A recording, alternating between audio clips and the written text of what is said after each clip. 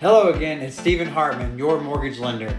Today, I want to talk to you about the difference between a pre-qualification and a pre-approval. Big difference. Let's get into it.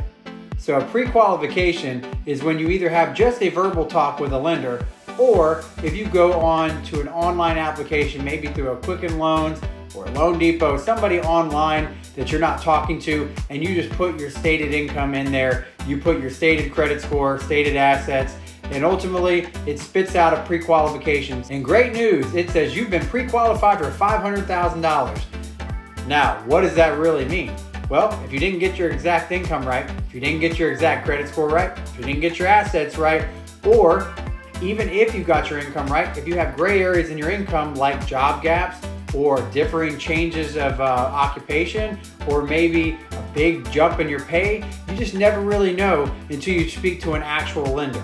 Now, pre-approval is much different. Not only are we going to do that same step of a pre-qualification, but we're going to back it up by reviewing your documentation, looking at your pay stubs, looking at your W-2s, looking at your tax returns, whatever's applicable to your situation, and we're going to make sure you actually qualify for that number, which is a big, big difference. I like to call some of these online lenders a pre-qualification machine, because you can put whatever you want into it and it's going to spit out a letter and say, hey, great news, you're approved for $1 million. But that doesn't mean you actually are. That just means based on what you put on you are. But you're obviously not an experienced lender. That's what we're here for. So make sure you speak to an actual lender. So make sure you comment down below if you have any questions, or you can DM me or even reach out to me through my contact information.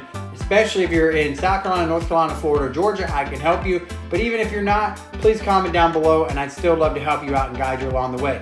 Make sure you like and subscribe. Thanks a lot.